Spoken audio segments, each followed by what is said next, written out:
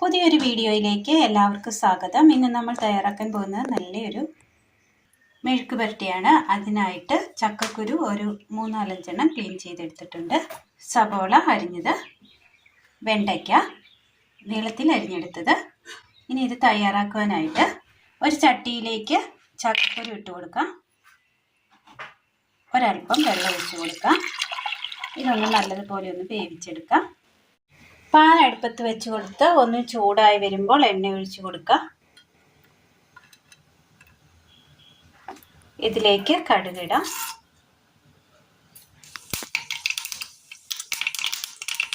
വെണ്ടയ്ക്ക അരിഞ്ഞത്,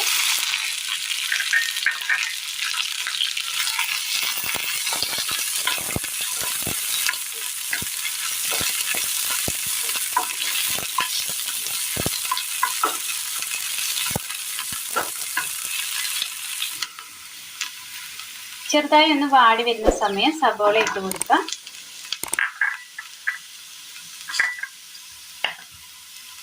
പച്ചമുളക് 2 എണ്ണം,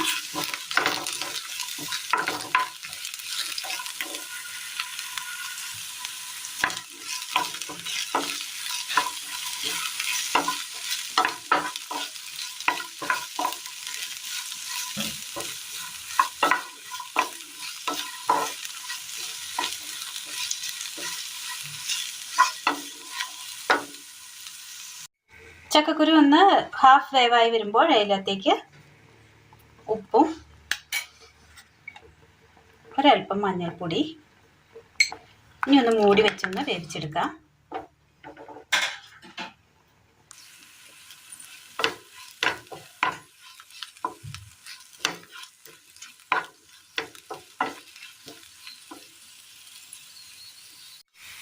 വെണ്ടയ്ക്കയും ഉള്ളിയും നന്നായി ഒന്ന് വാടി കിട്ടിയിട്ടുണ്ട്. ഇതിലേക്ക് നമ്മൾ വേവിച്ചെടുത്ത ചക്കക്കുരു ഇട്ട് കൊടുക്കാം.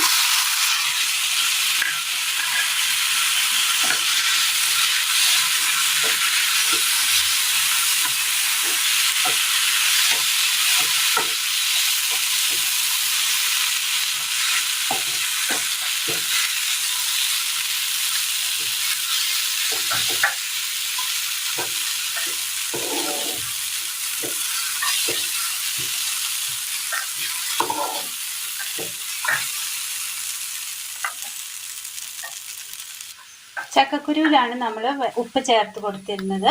വെണ്ടയ്ക്കയിലും ഉള്ളിയിലും ഒരൽപ്പം ഉപ്പിട്ട് കൊടുത്തിട്ടുണ്ട്. ഇനി ഇതിലേക്ക് ഒരൽപ്പം മുളക് പൊടി, ഒരൽപ്പം മഞ്ഞൾപ്പൊടി,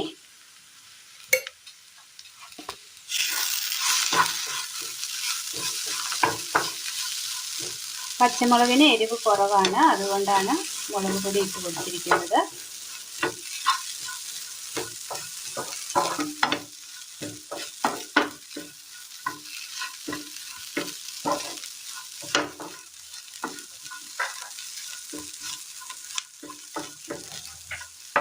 ഇനി ഇതിലേക്ക് ഒരു വാളംപുളി പിഴിഞ്ഞ വെള്ളം ഒഴിച്ചു കൊടുക്കാം.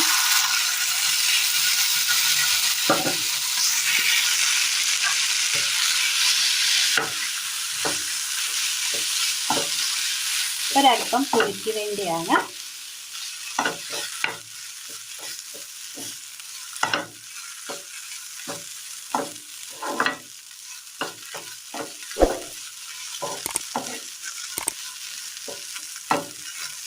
ഇനി ഇതിലേക്ക് ഒരു തണ്ട് കറിവേപ്പില ഇട്ട് കൊടുക്കാം.